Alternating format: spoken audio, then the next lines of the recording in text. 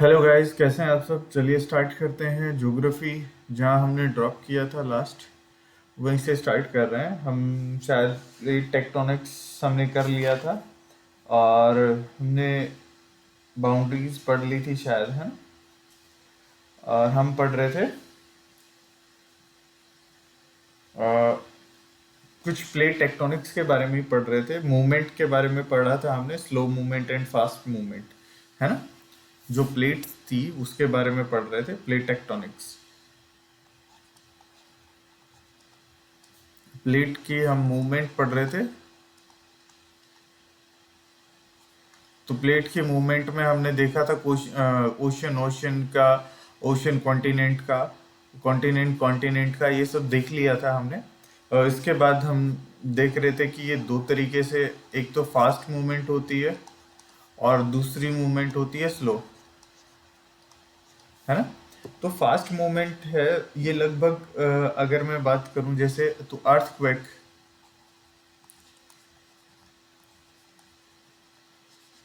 जो अर्थक्वेक है वो हो गया आपका, वॉल्केनोज हो गए,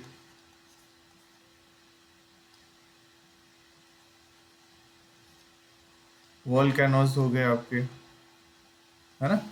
ये फास्ट मूवमेंट में आते हैं। स्लो मूवमेंट में क्या होता है कि जो अर्थ है वो बहुत स्लोली स्लोली मूव करती है। जैसे अभी हम बात कर रहे थे कि कॉन्टिनेंट कॉन्टिनेंट की जो अगर हम बात करें, तो जैसे दो प्लेट अगर मैं बात करता हूँ, एक तो आपकी ये यूरेशियन प्लेट और दूसरी आपकी इंडो ऑस्ट्रेलियन प्लेट, ये दोनों एक दूसरे के साथ हैं, ठीक है।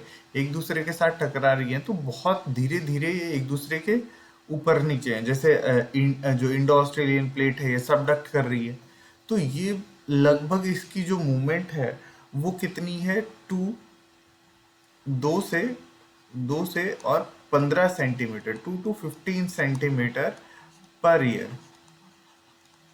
नेग्लिजिबल है, हमें दिखाई भी नहीं देगी, तो ये स्लो मूवमेंट होती है। और अर्थक्वेक और वोल्केनो वाली जो मूवमेंट होगी वो फास्ट मूवमेंट होगी। अब अर्थक्वेक की बात कर लेते हैं, हमने पहले कर भी ली वैसे तो अर्थक्वेक की बात, पी वेव वगैरह सब कर लिया था हमने।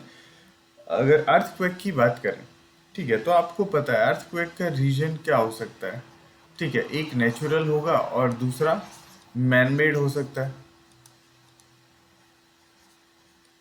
है ना। नेचुरल नेचुरल में अगर हम बात करें, नेचुरल में अगर मैं बात करता हूँ तो क्यों आता है। नेचुरल में भी इंटरनल और एक्सटर्नल दो कर देते हैं हम। चलो डिवाइड कर देते हैं थोड़ा सा। एक तो इंटरनल हो गया, इसी को, एक तो इंटरनल हो गया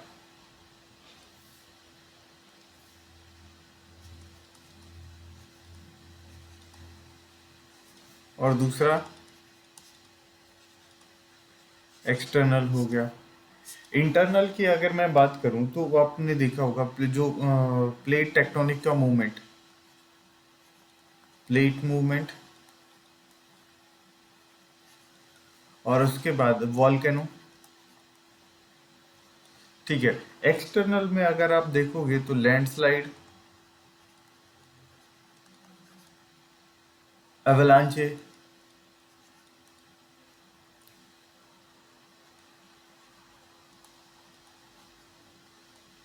ठीक है, और मीटियोर, ये सब एक्सटर्नल है, ठीक है।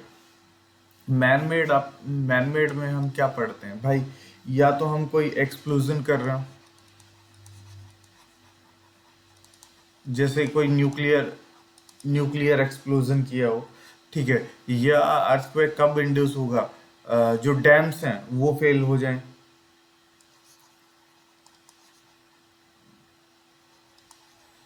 फेलियर ऑफ डैम्स, ठीक है। या फिर जो कहीं ड्रिल किया जाए या होल किया जाए, तो उसके आसपास होता है, सॉरी भाई, ठीक है, उसके आसपास होता है। अगर हम बात करें इसी में, तो इसको मेजरमेंट की अगर हम बात करें तो मेजर कैसे किया जाता है? मेजर इसके दो तरीके से किया जाएगा भाई। दो तरीके क्या है? एक तो हम इंटेंसिटी मेजर करते हैं, और दूसरा हम क्या मेजर करेंगे बेटा? एम्पलीट्यूड।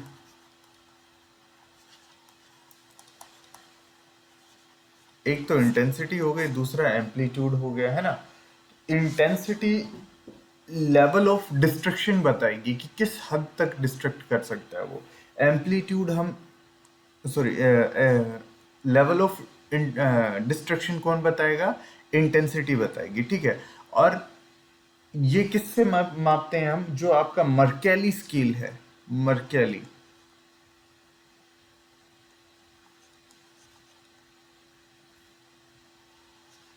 मर्केली स्केल से मापते हैं।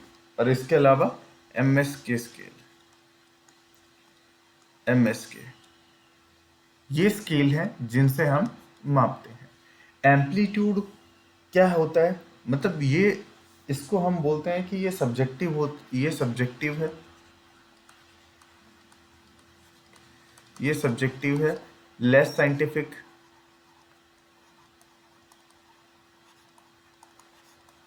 लेस साइंटिफिक, ये क्या एम्पलीट्यूड है? एम्पलीट्यूड हम, आपको पता है सबको, मैग्नीट्यूड बताएगा, ठीक है। मैग्नीट्यूड या एम्पलीट्यूड, ये हम किससे मापते हैं? जो आपका रिएक्टर स्केल है, रिएक्टर स्केल से मापते हैं हम, है ना? और ये मोर ऑब्जेक्टिव है,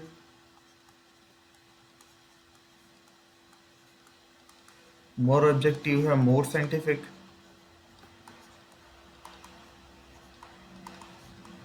मोर ऑब्जेक्टिव एंड मोर साइंटिफिक। अब देखो, जो आपका ये एमएसके स्केल है, वो पुराने टाइम में इंटेंसिटी के लिए यूज किया जाता था, ठीक है। और एमएसके स्केल के ऊपर ही इंडिया को अर्थक्वेक जोन के अंदर बांटा गया। इसी स्केल के कारण इंडिया को अर्थक्वेक जो जोन्स है,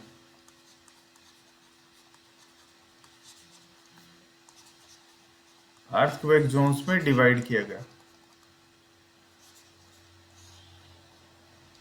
ठीक है।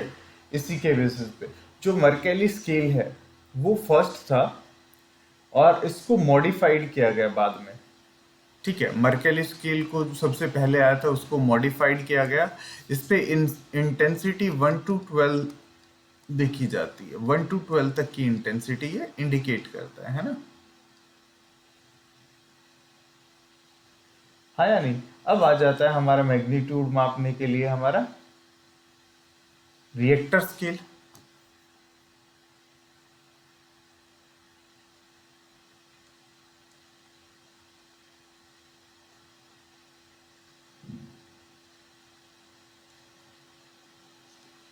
मैं यहाँ लिख रहा हूँ नीचे, इसके नीचे लिख देते हैं, इसको काट देता हूँ।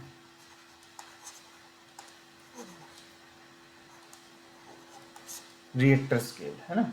रिएक्टर स्केल में आप देखोगे कि जो सिस्मोग्राफिक रिप्रेजेंटेशन है, ऐसे ऐसे ऐसे ऐसे पेपर के ऊपर ऐसे ऐसे ऐसे लाइन बनती है ना? तो इसके ऊपर आठ आठ से ज़्यादा, 8 या 8 से ज़्यादा तक मैग्नीट्यूड रिप्रेजेंट करता है। 8 या 8 से ऊपर तो भाई बहुत डिस्ट्रक्टिव होता है कि सब कुछ तबाह कर देगा, है ना? सब कुछ तबाह कर देगा। अब इसको भी फर्दर डिवाइड किया गया है on the basis of hypocentre. Earthquake की हम बात कर रहे हैं, अर्थक्वेक को फर्दर क्लासिफिकेशन की गई है on the depth depth of hypocentre, कि भाई जहां से ओरिजिनेट होता है अर्थक्वेक वो कितना नीचे है। एक तो सैलो होगा, एक तो सैलो हो, मतलब लगभग ज्यादा नीचे नहीं, अप्रोक्सीमेटली 70 किलोमीटर, ठीक है। उसके बाद इंटरमीडिएट, इंटरमीडिएट में 70 to 300 किलोमीटर हो गया।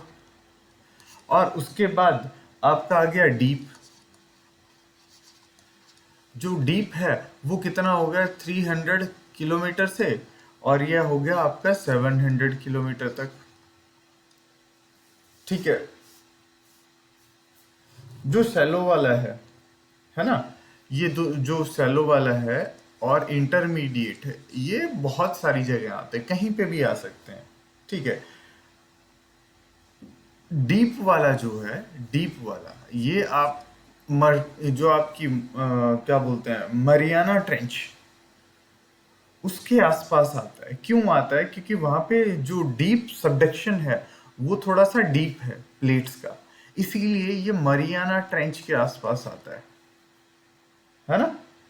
अब देख लेते हैं मेजर अर्थक्वेक जोन्स। वर्ल्ड के मेजर अर्थक्वेक जोन, सबसे ज्यादा अर्थक्वेक वर्ल्ड में कहाँ आते हैं, सबको पता है। यहाँ आ जाओ, ये देखिए मेजर अर्थक्वेक जोन्स, देखिए ये क्या है, यहां से ये वाला, आप इस रीजन को पढ़ते हो पैसिफिक रिंग ऑफ फायर, सबसे ज्यादा वॉल्केनो भी यहीं आते हैं और सबसे ज्यादा अर्थक्वेक भी यहीं आते हैं, है ना। पैसिफिक रीजन के अराउंड आपका ये सबसे ज्यादा आता है। ठीक है। जो आपका चिली और पेरुवियन कोस्ट है यहाँ से, और आपका न्यूजीलैंड तक, यहाँ पे ऑलमोस्ट 70% आपके वोल्केनोज आते हैं, 70%। ठीक है। सरकम पैसिफिक बेल्ट के अंदर आपके 70% आपका क्या आता है, अर्थक्वेक्स आते हैं। इसके अलावा अब आप आ जाओ हिमालय वाले रीजन में, जो अराकानियोमा है, अराकानियोमा, है ना, अराकानियोमा, हिंदू कुश पर्वत, अल्पाइन रीजन। ठीक है। यूरोप के अंदर यहाँ ये पूरा रीजन, यहाँ से देखिए इंडिया भी आ रहा है ना, ये रहा इंडिया। इसको थोड़ा सा लार्ज कर लेते हैं ताकि दिखने में आसानी हो, है ना?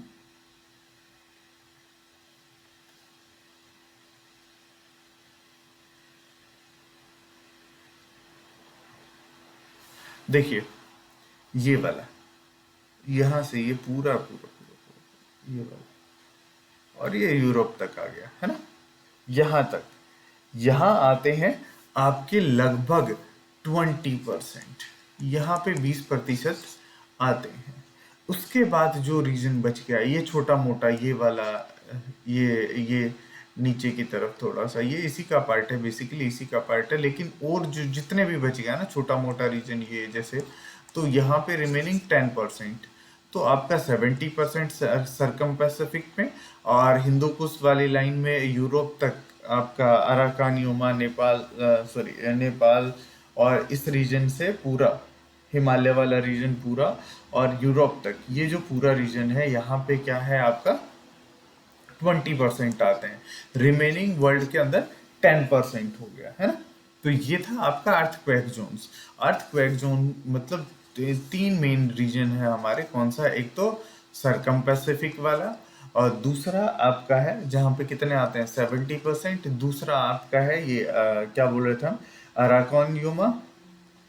ठीक है। अराकान यूमा मैं ए वाई से लिख रहा हूँ। उसके बाद हिंदू कुश, हिंदू कुश से आपका आप आ जाइए अल्पाइन रीजन ऑफ यूरोप, है ना, अल्पाइन, अल्पाइन यूरोप, यहाँ तक ये पूरा रीजन। यहाँ पे क्या आता है 20%, और तीसरा कौन सा बच गया, रिमेनिंग, जो रिमेनिंग पार्ट है वहां पे 10% आता है, ये याद रखना। चलिए आगे चलते हैं, वॉल्केनोज की बात करते हैं। वॉल्केनो की अगर बात करें तो वॉल्केनो अर्थ, जब अर्थ से निकलता है तो आपको पता है इंट्रूसिव और एक्सट्रूसिव दो होते हैं। इंट्रूसिव और एक्सट्रूसिव, एक्सट्रूसिव वो होता है जो बाहर निकलता है, अर्थ के सरफेस से बाहर निकल गया। इंट्रूसिव, सॉरी भाई, इंट्रूसिव वो होता है जो अर्थ के सरफेस के अंदर रह गया, है ना, जो अंदर रह गया। जो इंट्रूसिव वॉल्केनो है, इंट्रूसिव जो वोल्केनो है, वो दो तरीके के, सॉरी, दो तरीके की क्या बनाता है, फैलता है। दो तरीके से फैल सकता है। कैसे? अगर मैं बात करूं तो हॉरिजेंटल हो गया, हॉरिजेंटल हो गया, और एक वर्टिकल हो गया। हॉरिजेंटल हो गया और एक वर्टिकल हो गया, ठीक है। अब ये जो वर्टिकल है ये सीधा निकलता है, बहुत सारी लेयर्स को पास करता हुआ निकलता है। हॉरिजेंटल वाला हो सकता है एक लेयर के अंदर फैल जाए, ठीक है। अब देखिए, यहाँ आइए वापस हॉरिजेंटल और वर्टिकल को देखते हैं। ये देखिए, ये कुछ क्या बनाता है, ये तो एक्सट्रूसिव हो गया, बाहर वाला तो एक्सट्रूसिव हो गया, बाहर निकल गया है ना, एक्सट्रूसिव इग्नियस रॉक। अब अंदर देखिए, अंदर ये एक एक के अंदर देखिए ये ऐसे निकल रहा है, दैट इज सिल। ऊपर की तरफ अगर ये निकल रहा है, ऐसे निकल रहा है, एक ही लेयर में स्प्रेड हो रहा है, उसे हम क्या बोल रहे हैं, सिल बोल रहे हैं। हॉरिजेंटल फॉर्मेशन जो होती है, सिंपलेस्ट फॉर्मेशन, उसे हम क्या कहते हैं, सिल कहते हैं, है ना। उसके बाद देखिए, जो सोसर शेप होता है, सोसर शेप यानी कि जो आपकी चम्मच होती है वैसी कुछ शेप का होता है, उसे हम क्या कहते हैं, लेपोलिथ कहते हैं। यहाँ पे लिखा है लेपोलिथ, ये रहा, है ना, चम्मच किसी से, लेपोलिथ, ठीक है। डोम से भी बोल देते हैं। ये देखिए डाइक, देखिए डाइक, यहाँ पे भी डाइक लिखा है, यहाँ पे भी डाइक लिखा है। डाइक देखिए, अब ये वर्टिकल है या हॉरिजेंटल है, वर्टिकल है सर, एक से ज्यादा लेयर्स से पास हो रहा है। ये देखिए इधर भी हो रहा है, इधर भी हो रहा है। ये आपको जो जीसी लियोंग है उसमें बड़े अच्छे से दिया है ये सारी चीजें। देखिए बैथोलिथ जो सबसे नीचे होता है, बैथोलिथ सबसे नीचे मिलेगा, ठीक है। फैकोलिथ मिलेगा, लेकोलिथ मिलेगा। लेकोलिथ तो हमारा ये है ही, लेकोलिथ था। और इसके अलावा हमारा बैथोलिथ सबसे नीचे हो गया। हॉरिजेंटल वाले सारे आपको क्या मिलेंगे, जैसे सिल हो गया, ठीक है। उसके अलावा बैथोलिथ हो गया, फैकोलिथ हो गया, लोपोलिथ हो गया, लेकोलिथ हो गया, ये सारे हॉरिजेंटल मिलेंगे आपको, ठीक है। वर्टिकल आपको क्या मिलेगा, आपको डाइक्स ही मिलेंगे, वर्टिकल ऊपर की तरफ डाइक्स मिलेंगे सारे, ठीक है। बस यही समझाना था। इसके बाद हम देख लेते हैं एक बार लावा चार्ट आपका। जो लावा चार्ट है वो कैसा चार्ट है, कैसे बनता है, लावा चार्ट देख लेते हैं। लावा आपको पता है कि दो तरीके का होता है बेटा, हमने पहले भी पढ़ा है, एसिडिक और बेसिक। कन्वेंशनल लावा बेसिक लावा होता है, और एंडेसाइट जिसको हम बोलते हैं दैट इज आपका एसिडिक लावा होता है। अब ये लिथोस्फेयर मेल्टिंग कर, ये बाद में पढ़ेंगे, पहले इसको देखते हैं। डाइवर्जेंट बाउंड्रीज के अराउंड मिलता है, ये कहाँ मिलता है, डाइवर्जेंट बाउंड्रीज के अराउंड मिलता है। और ये क्या बनाता है, मिड ओशियनिक रीजन बनाता है। अगर हम बात करें लेस बेसिक लावा की, तो ये मेल्टल जो मेंटल प्लूम्स हैं ओशनिक फ्लोर के अंदर, वो बनाता है। यहाँ सिल्ड वॉल्केनोज निकलते हैं, और ये क्या बनाते हैं, रिज बनाते हैं, सी माउंट बनाते हैं, और आइलैंड बनाते हैं। Ridge is mid oceanic ridge, अब अभी बात की हमने।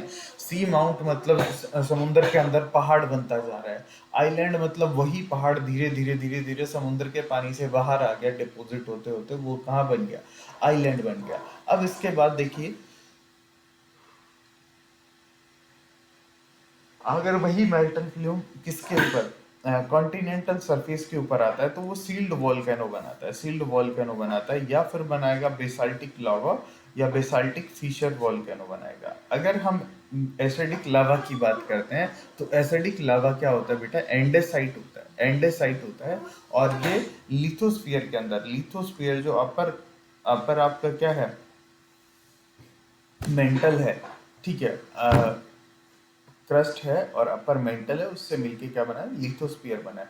लिथोस्फीयर की मेल्टिंग कराता है, और वहां से क्या होता है, सिंडर कोन बनते हैं या ऐश निकलती है। उसके बाद स्ट्रेटो वॉल्केनो है, स्ट्रेटो वॉल्केनो की फॉर्मेशन होती है। स्ट्रेटो वॉल्केनो कौन से माउंटेन बने हैं, जैसे माउंट फ्यूजी जो जापान के अंदर है, और इसके अलावा आपका माउंट किलिमंजारो जो अफगानिस्तान के अंदर है, और कैल्डेरा बनाता है, ठीक है। कैल्डेरा क्या होता है, मोस्ट एसिडिक होता है, जो बहुत तेजी के साथ क्या होता है, एक्सप्लोड होता है। मतलब देखो, आप देखोगे ना, इसकी इमेज देखोगे तो उसके ऊपर जो क्रेटर लेक बनती है, क्रेटर लेक, ये कुछ इस तरीके का दिखाई देगा।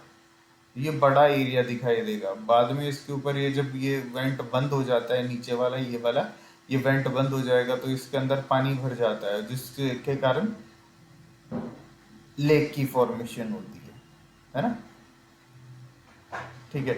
अब ये जो कैल्डेरा है, इसके कारण माउंटेन भी बनते हैं, जैसे माउंट सेंट हेलिना है। माउंट सेंट हेलिना किससे बना है? इसी तरीके के लावा से बना है, इसी तरीके के लावा से बना है। क्लियर? ठीक है। डिस्ट्रीब्यूशन ऑफ वॉल्केनिक, अभी वही वॉल्केनो का डिस्ट्रीब्यूशन भी वैसा ही होगा। कैसा होगा सर? जहां पे मान लो अभी हम पढ़ रहे थे जो पैसिफिक रिंग ऑफ फायर है, पैसिफिक रिंग ऑफ फायर, यहाँ पे 2/3, जितने भी 2/3 वर्ल्ड के वॉल्केनो यहीं पे आते हैं।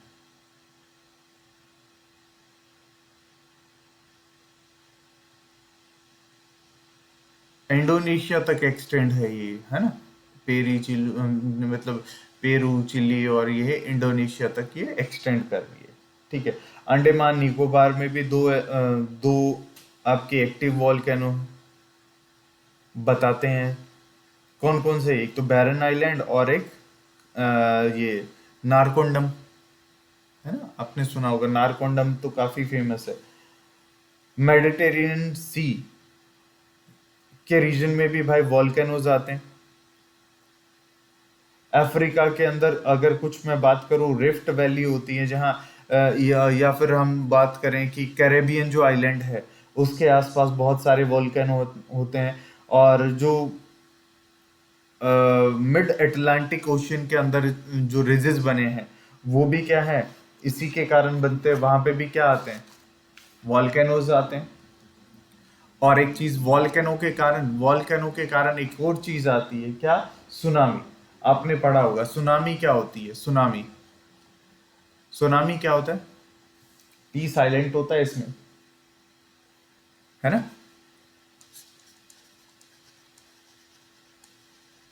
सुनामी, सुनामी एक जापानीज वर्ड है।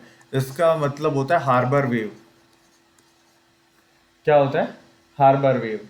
हार्बर वेव कौन सी होती है? ऐसी जो मान लो आई और टकरा गई, है ना? आई, जैसे शिप आई या फिर कुछ भी आया जो पोर्ट के ऊपर टकरा के वापस चली गई, हार्बर वेव बोलते हैं उसको। ठीक है। पोर्ट पे या फिर जो भी है,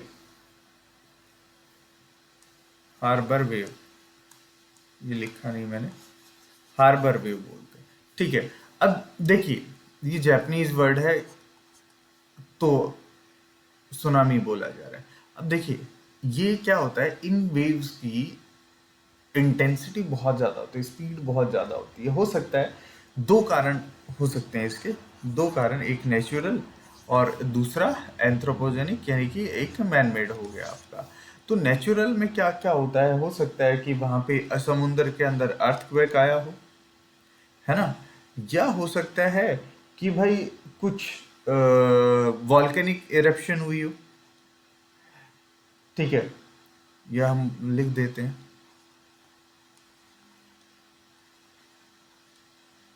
एक्सप्लोजन लिखिए, वॉल्केनिक एक्सप्लोजन। ठीक है। या फिर हो सकता है कि लैंडस्लाइड हुई हो अंडर वाटर।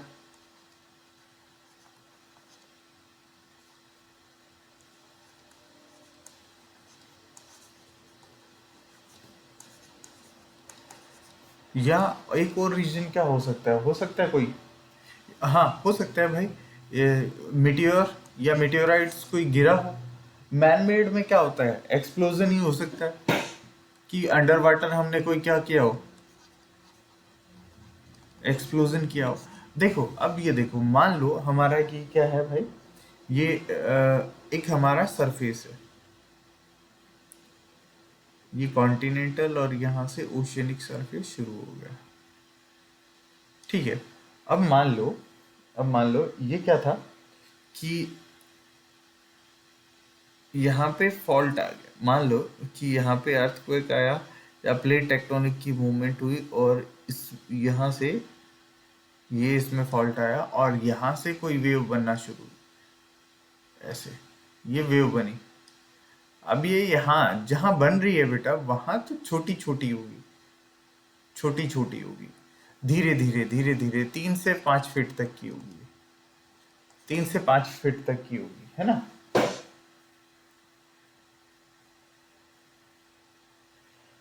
अब देखिए, सी लेवल पे ये बहुत तेज चलेगी, बहुत तेज चलेगी। क्यों? पानी है इसके पास, और चलेगी जब, और चलेगी जैसे ये इस तरफ जाएगी ना, पानी कम होता चला जाएगा। मान लो ये तो सरफेस है, अब ये यहाँ पे पानी ज्यादा है तो ये ऐसी छोटी छोटी छोटी छोटी बनेगी, है ना। और जैसे ये सरफेस की तरफ आएगी, ये सरफेस की तरफ जब आती है तो ये इनकी वेव्स की हाइट अप्रोक्सीमेटली 100 फीट तक हो जाती है, ऐसे और भी बड़ी हो जाती है। जैसे जैसे सरफेस की तरफ जाएंगी ये बड़ी होती चली जाएंगी, 100 फीट तक की इनकी हाइट होती चली जाएगी, ठीक है। और इनकी स्पीड होगी लगभग 5 से 10 किलोमीटर प्रति घंटा। यहाँ 100 किलोमीटर थी और यहाँ पे 5 से 10 किलोमीटर। और सबसे ज्यादा सुनामी भी कहाँ आते हैं भाई? सरकम पैसिफिक बेल्ट के अंदर आते हैं। अगर इंडिया के पर्सपेक्टिव से देखा जाए, इंडिया के पर्सपेक्टिव से अगर देखा जाए तो दो रीजन है जो वनरेबल है सुनामी के। इंडिया के पर्सपेक्टिव से दो रीजन है जहां पे सुनामी आ सकता है, सुनामी आ सकता है। पहला तो जो इंडोनेशियन जो क्या बोलते हैं इसको, रीजन है वो, और दूसरा मकरान जो रीजन है, मकरान ईरान पाकिस्तान के आसपास का जो रीजन है वेस्टर्न कोस्ट का, उसका रीजन। दो रीजन मैं यहां लिख देता हूं। पहला एक इंडोनेशियन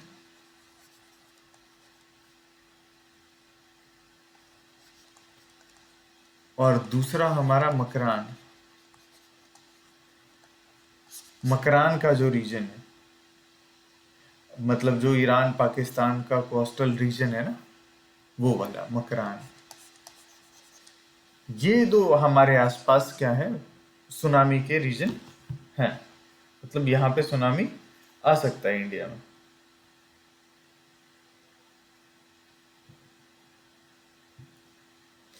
क्लियर?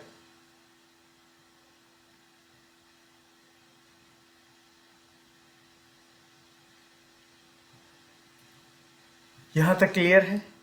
चलो ठीक है, आगे चलते हैं।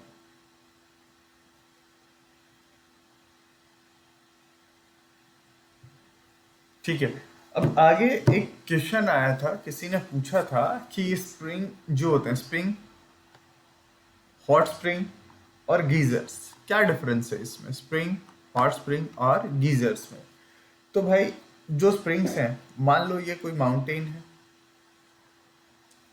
यहां से पहाड़ से पानी गिर रहा है।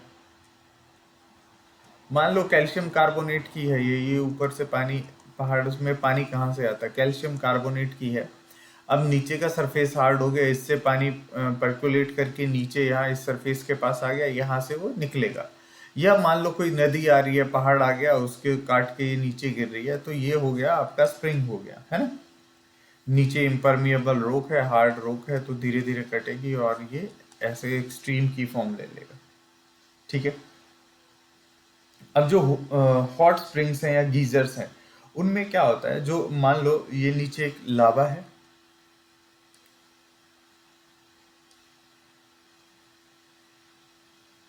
ठीक है, यहाँ नीचे लावा है, हॉट लावा है, और ऊपर से यहां से ग्राउंड वाटर पहुंच रहा है, ग्राउंड वाटर पहुंच रहा है यहाँ से धीरे धीरे साइड से। अब ये क्या करेगा, पानी गर्म होगा, भाप में बदलेगा, और वो यहाँ से जब भरेगा तो बाहर निकलेगा, that is hot spring. Geysers में क्या होता है, गीजर में थोड़ा ऐसा ही होता है, बस थोड़ा सा अलग है। क्या अलग है उसमें, देखिए,